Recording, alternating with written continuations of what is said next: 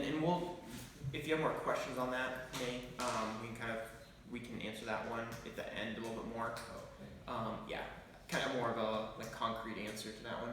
So bring it up at the end, and after this, and we'll kind of dive into it. I'll see if you guys have any thoughts after this. Okay, so tonight what we're going to do is we're going to talk about natural law. I'm not sure if you guys have heard of that before.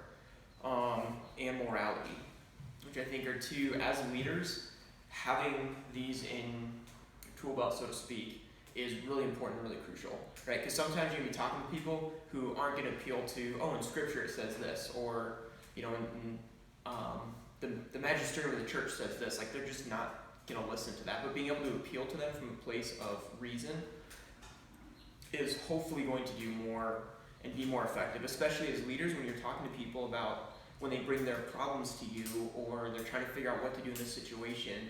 You actually have some concrete way to direct them and guide them rather than just say, oh, well, what feels right to you?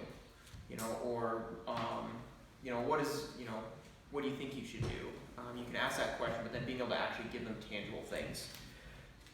And the biggest component, as we kind of talk about tonight, and I want you guys, and I'll keep coming back to this, is it's the statement that grace builds on nature, right? So we have human nature, right? There's qualities to that, there's necessities to that makes it simply human nature. It doesn't make it animalistic nature, it doesn't make it angelic nature, right? It makes it human nature. There's something very unique and specific about that.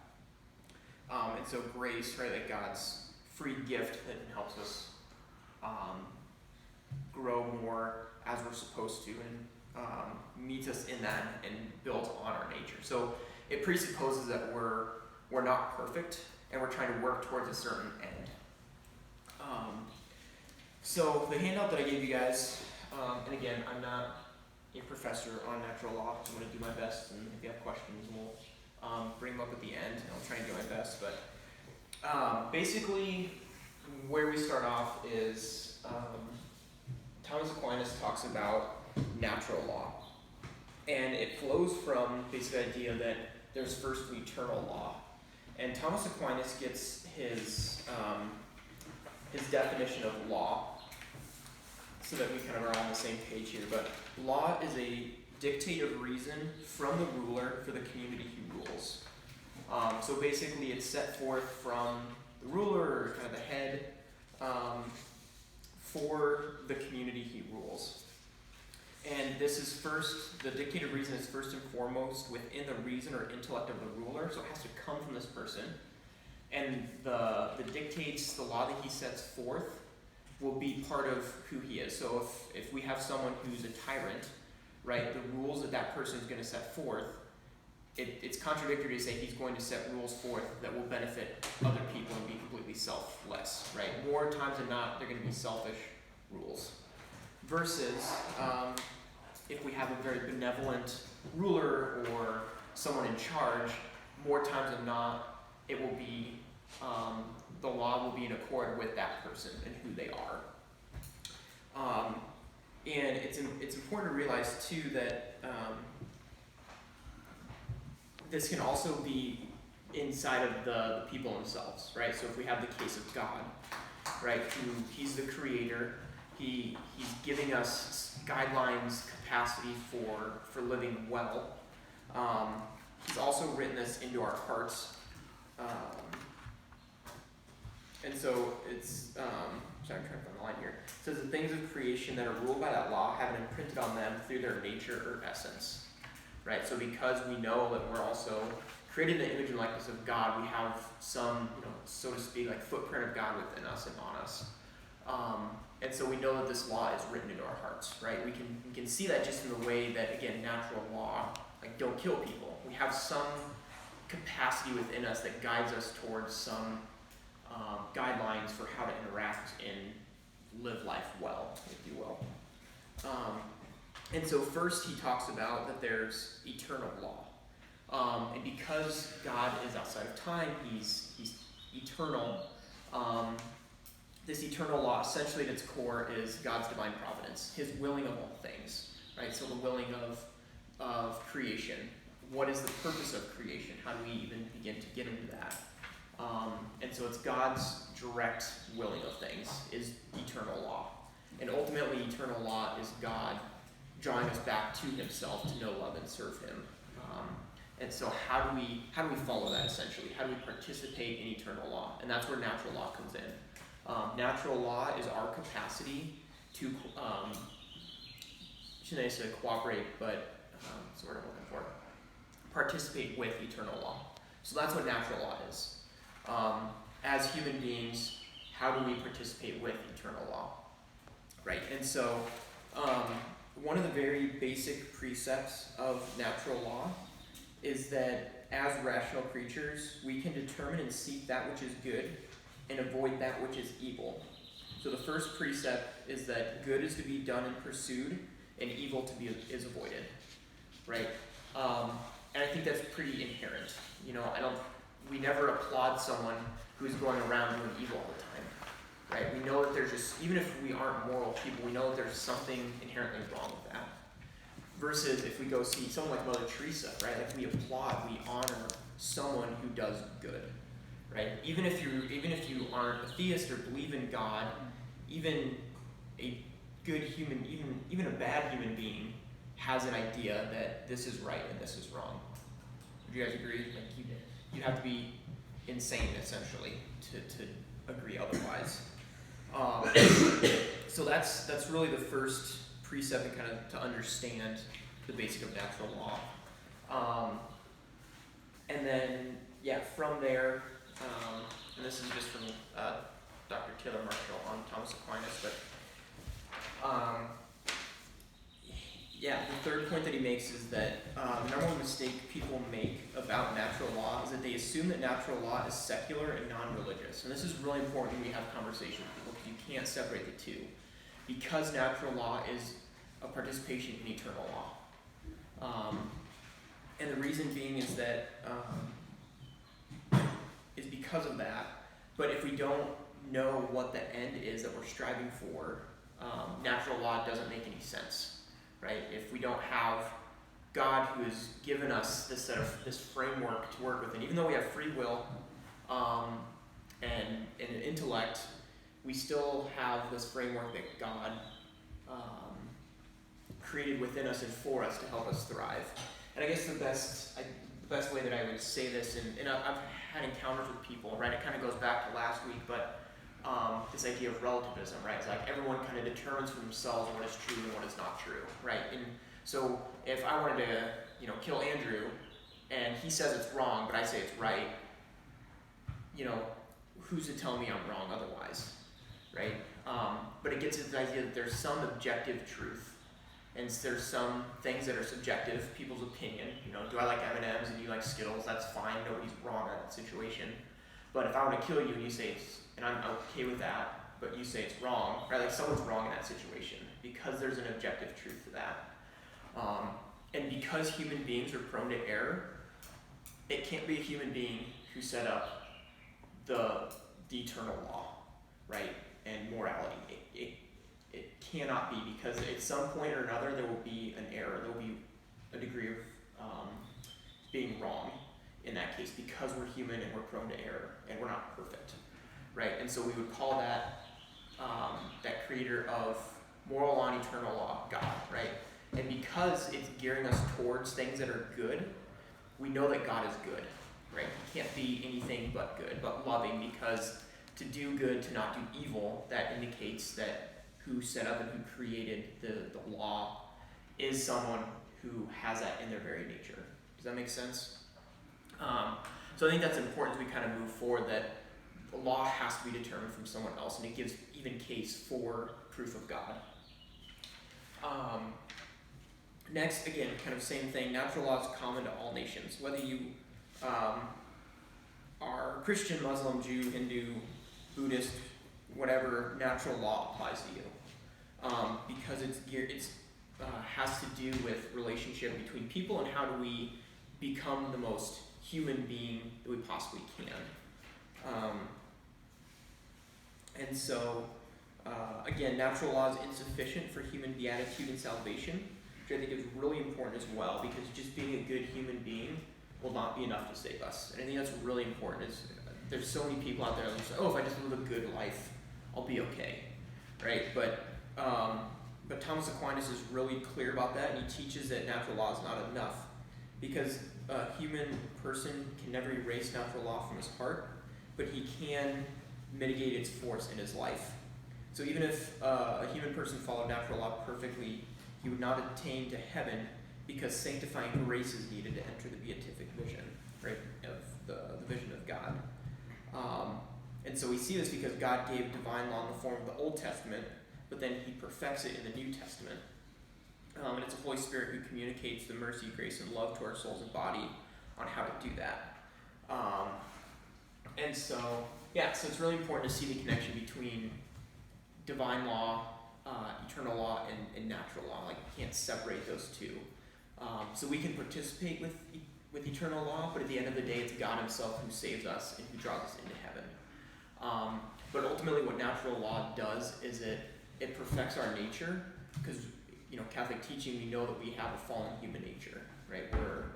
We're created perfectly. Adam and Eve chose sin, they fell, and it introduced original sin, and now we have this desire for sin called concupiscence, which means that instead of desiring what is good for us, it's been kind of turned upside down into now what is not necessarily good for us. And it's also part of this idea of, in applying the notion of natural law to the human person, we have to first decide what it is that God has ordained human nature to be inclined towards, right? I think that's an important question to ask. What does God incline us towards? And ultimately that question comes down to happiness, right? And it's not like the happiness when you pick up a puppy for the first time, you're going to take it home, or necessarily like, oh, this bag of chips that I just opened, those chips are delicious, I'm happy, right? But it's his happiness in as far as being wholesome and complete, right? And that's where we get the idea of, I've heard this before, like holiness. It means becoming whole again, because we're broken, we're not necessarily whole. And happiness doesn't mean freedom from suffering, right? Everyone suffers on this earth, whether you believe in God or not, but it means living in a way that that we're complete and we're whole. And I think we've all kind of been at this point, if not, forgive me for assuming that, but where we've been at tension with ourselves, right? Like, am I who I think I am? Am I the person I want to be? I have broken relationships. I felt like my mom and dad. Like, we all have this semblance of imperfection in our life, right? And so natural law guides us in that capacity to, again, grace builds on nature, to become more human as we were originally intended to be. And so as we kind of talk about this idea of happiness, it means like we pursue things that are good, right? That's ultimately where happiness comes from. And Thomas Aquinas talks about this idea of an apparent good, which I think is really prevalent, that people pursue apparent goods in our culture. Doesn't necessarily mean that they're pursuing goodness itself. So if, right, like if I'm pursuing, I think it would be an example. Yeah, like I want to just go forget my problems, so I'm going to go drink away my night, right, at a party. The apparent good is that I don't want to suffer, right? I don't want to partake in the troubles that I'm having. So the desire is good, but the outcome is not what's actually good for that person, right? What would be good is to like sit down with someone and talk about where your troubles come from, try and actually create a solution for them instead of just like brushing them under the rug. Would you guys agree? Right? And so there's a lot of times where people will pursue an apparent good, which also presupposes that goodness is a concrete thing.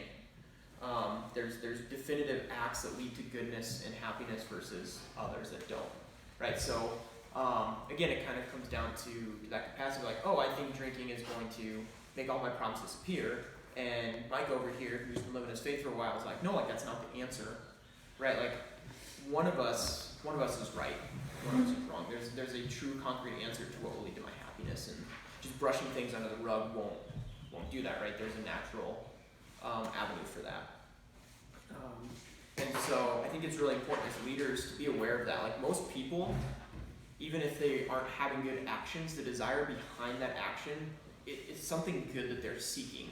And it would be I shouldn't say our responsibility, but our capacity for listening and trying to help them understand what desire they're seeking and where the truth and the goodness lies within that, right? So if someone's struggling with pornography, right, the desire behind that they're seeking a relationship and maybe beauty, maybe they're wanting to just have some control over life. I don't know, there's a lot of different aspects for it.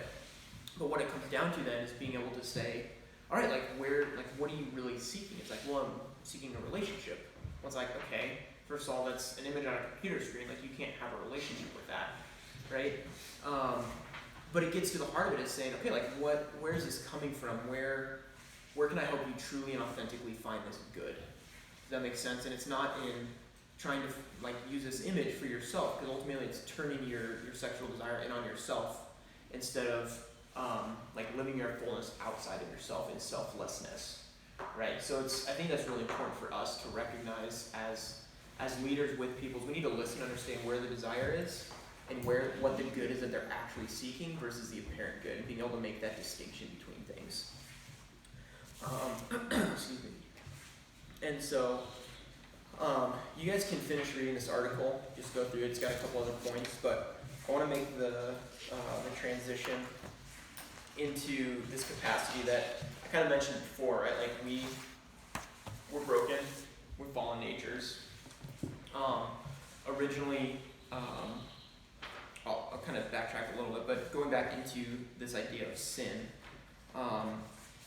is that I really want to make the point, is we kind of talk about sin, what Adam and Eve did, right? Just taking it from a completely natural standpoint.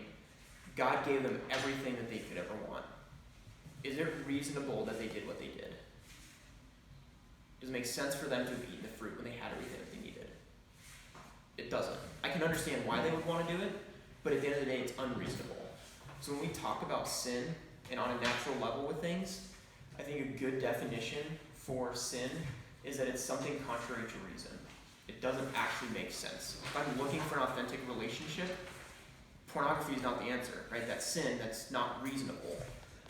If I'm trying to work out my problems and I just brush them under the rug by drinking every weekend, that's not reasonable. It's not going to give you an answer to your problems, right? If you have a quarrel with somebody and they're really driving you nuts, killing them is not going to be the answer to that, right? That's not reasonable, right? Versus what is reasonable is what we're going to dive into next, which is called virtue, right? Sin is contrary to our human nature.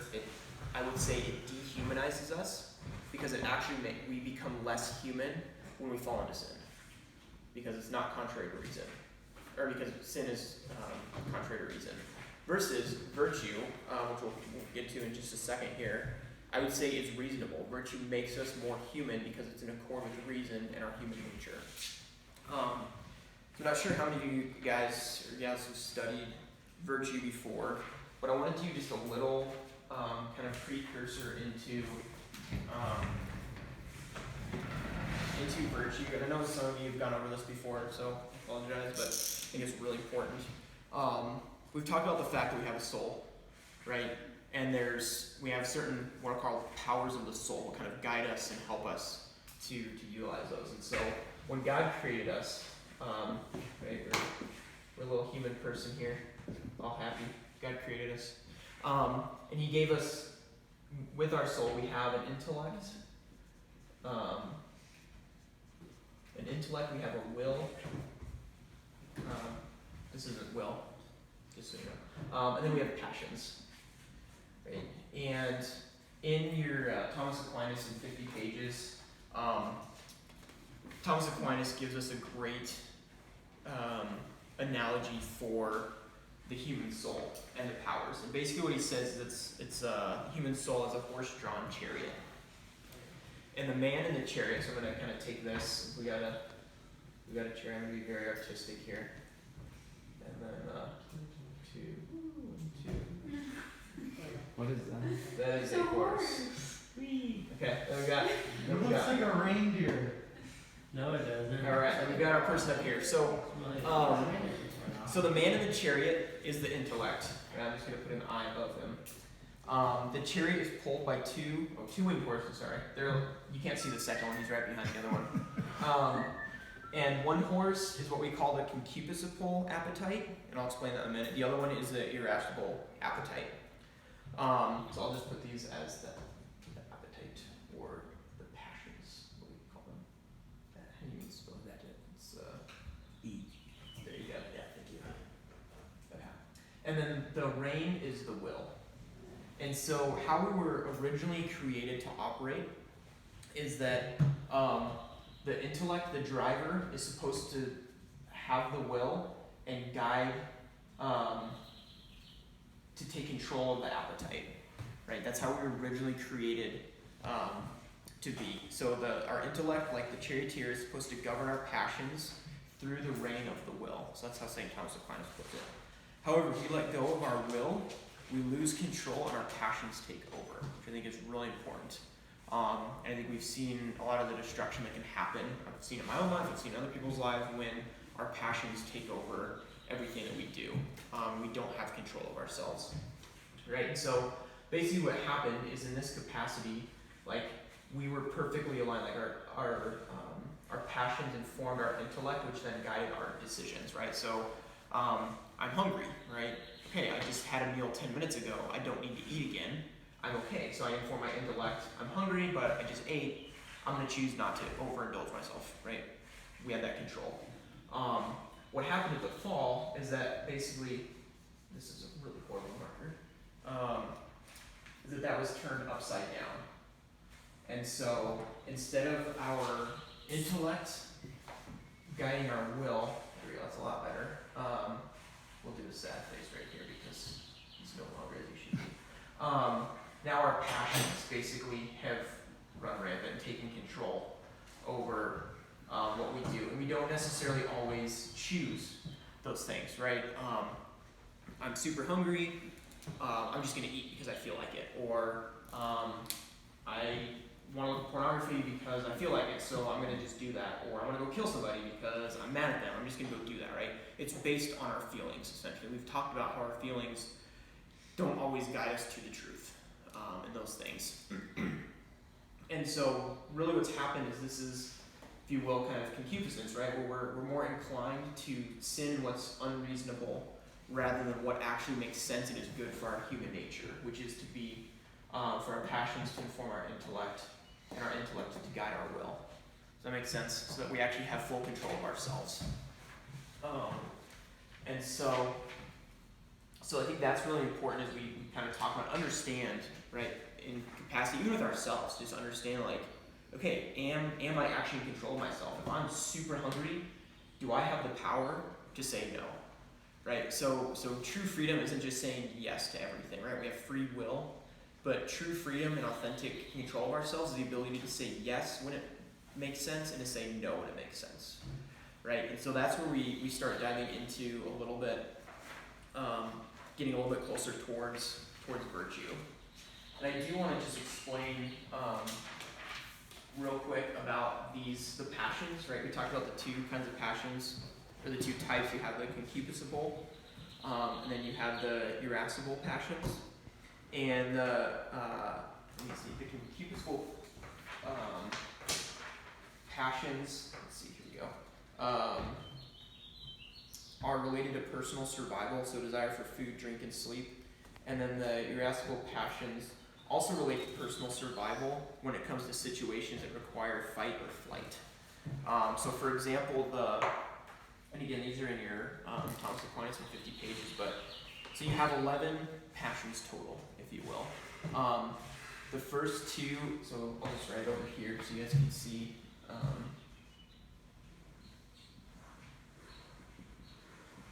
So the first two that are paired up are love and hatred.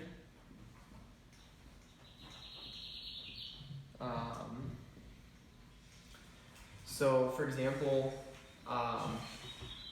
so when a good presents itself, there's love. When evil presents itself, there's hatred. So for example, I'm just going to give you this example, but when you have true love with somebody, right? When you found somebody in that capacity, there's that love there, right? Willing of the good, and love is present. Now let's say that person who is stuck in pornography, right? There's an evil that's present, so there's hatred, there's not that love, right? So we have those two opposites. Then the next one is desire and aversion. It's when you, let me write these down. I'll try not to angle my writing all the whole way down. Next, if the good is not yet able to be possessed, the appetite moves to the attainment of good. So this is the passion of desire. So if you see somebody that you like, you desire a relationship. So true love hasn't been possessed yet, so you desire a relationship. So there's a good that's desired there. If it is evil, then the passion is contrary and aversion. So for example, like the hookup culture, right? The desire is for love, but then there's this point where this evil is present where it's not true love. And there's an aversion to it. And then the last one, when the good is finally attained, the appetite rests, and this is called joy. And then the contrary is sadness, when the good is not attained. So maybe the girl you're asking out or the guy you're asking out says no, there would be sadness. I've been there many times.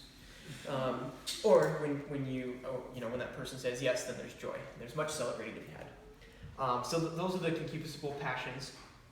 And then the irascible passions with their opposites. And this is more in a case where, with regards that something is difficult or there's kind of a struggle in regard to it. So I'll use an example for us, just if we're like helping somebody or one of our friends. But the first two are hope and despair.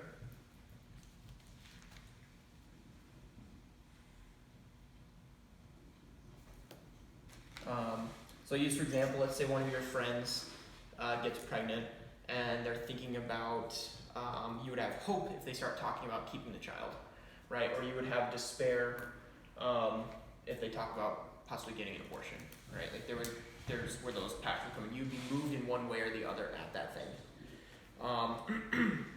The next, when evil is approaching, we experience either fear or the contrary, the passion of daring. So the fear and daring. So let's say your friend makes an appointment at the abortion clinic. Like you would be fearful for them. You would be moved with fear for what's happening. Or the opposite, you would be moved with daring, which means you'd be moved with the desire to have a hard conversation, right? So this is kind of where this idea of the passions come in, which regard with difficult or kind of a struggle. But you'd be moved with daring to have a tough conversation with them about why are you doing this? Is this really good for you, for the baby? Right? So you're kind of moved in a difficult situation for what is good in daring. Does that make sense? And then the last one, there's no opposite with it, because there's when a good is obtained, there's nothing hard about that. So if you have that conversation, that daring conversation, the good is had, there's nothing difficult about the good being achieved, right? But if the good is not achieved, and when the evil is present, this gives rise to the passion of anger. And so anger is the last irascible passion. So if she ends up going through with the abortion, you'd be hopefully moved with anger that abortion is even legal, that your friend could go and do that, right? So it even guides us to this fact that the passions in and of themselves are not good or bad, but it's what we do with them and where we guide them that makes them right or wrong. Does that make sense? So anger, right? If someone punches me in the face and I want revenge, like that would be an unhealthy, a negative anger. But in the case of the abortion, like if you're moved with anger for what's happening to the innocent, the millions and millions of innocent babies, like that is a true and righteous anger because it's guided towards the good. Does that make sense with that? So I think it's important to understand that capacity of our passions, and how many passions are actually guiding and trying to form our intellect so that we can actually choose what is good. Because we're just like, oh, I've got passions, but we have no idea what those are, or what are we going to do about them, you know? So that's really important as we kind of move into this idea of virtue. So let's see. So again, the passions are guided by should be guided by the intellect and reason of what makes sense. Is this aimed towards what is good, what is leading to my happiness, or not? And so there's so many examples, eating cake, eating pie, and just being like, I'm gonna have that next bite even though I'm already had enough. Let's see, this example of a boxer. Boxing is a physical sport that requires intellectual discipline in a number of ways. First, the mind needs to pace the body and decide where and exactly when to punch the opponent. The intellect must observe timing, fatigue, patterns, and openings. The intellect communicates actions through the will. Sometimes the passion of anger appears in a boxer. He is right to be passionate as he boxes. If, however, the intellect of the boxer becomes clouded with anger, his intellect will lose control. He may also acquire too much aversion to pain. He might begin to make foolish punches and open himself up to loss. We call this losing your cool, and it simply refers to the moment in which the passion of anger overcomes the human intellect. Right? So it's clear that our intellect is at every moment processing and picking up and making hundreds of decisions on what am I going to do, how am I going to do this. And when it comes to the moral life, right, and in a sense what Thomas Aquinas, based on patterns of behavior, calls ethical theory, it becomes important to understand how we're going to actually live this out and what that looks like. And so even just briefly as but the definition for morality is super simple, but it comes from the Latin root meaning right behavior. So when people talk about, I don't need to worry about morals or anything like that, it's like, you don't care about right behavior.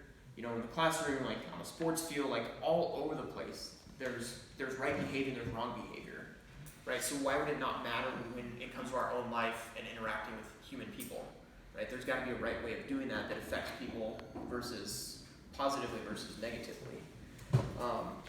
And so, as Thomas Aquinas says, ethical theory is based on these patterns of behavior, and good patterns are called virtues, and bad patterns are called vice. And so he proposes for us what's called ethics of virtue. So I'm sure you guys have all heard about virtue before. And again, kind of as leaders, I don't know if you guys have people who are like, I'm a person of value and all that stuff. Like, that's great. Value's cool, but if you value life, it's not going to give you the power that you need to actually uphold that, right? It's just something that you think is good.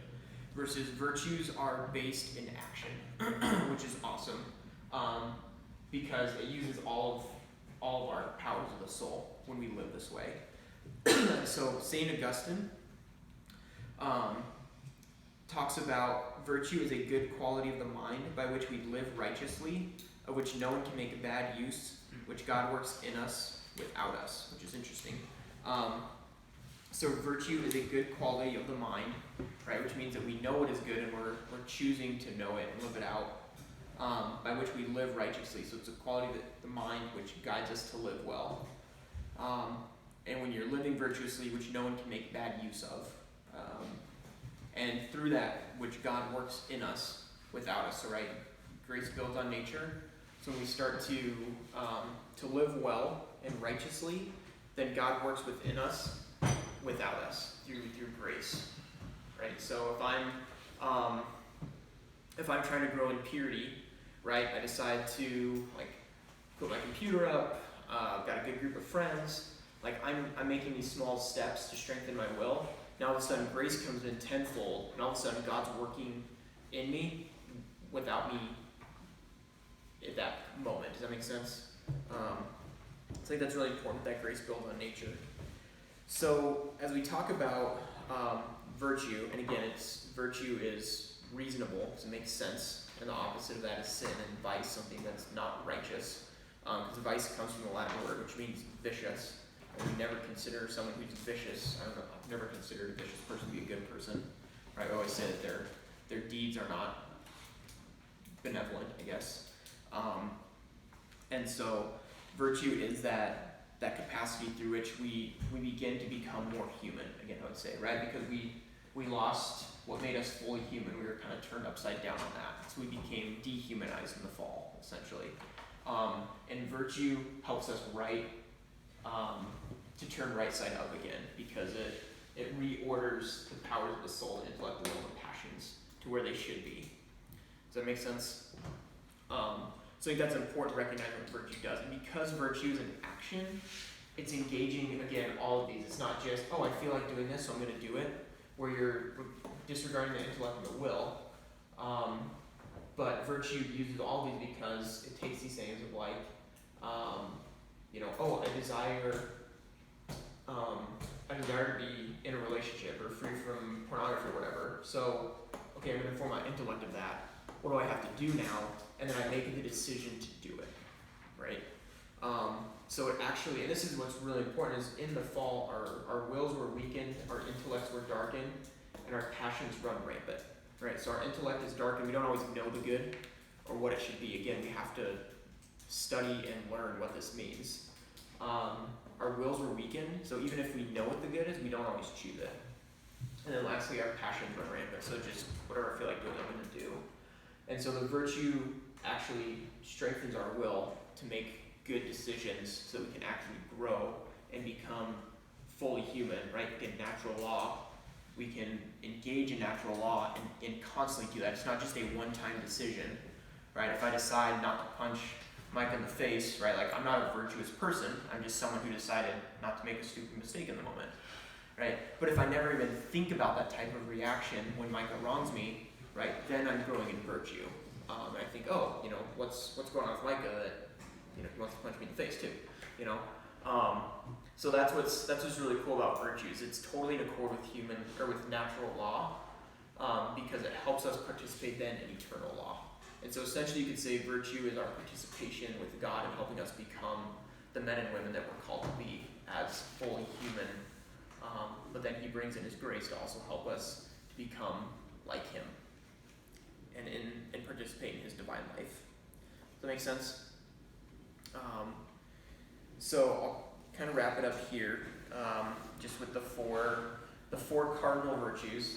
They're called cardinal virtues because cardinal comes from a Latin word, which means hinge. So all the other virtues hinge off of the mastering of these four. Let's erase this real quick, but the four cardinal virtues, we have temperance,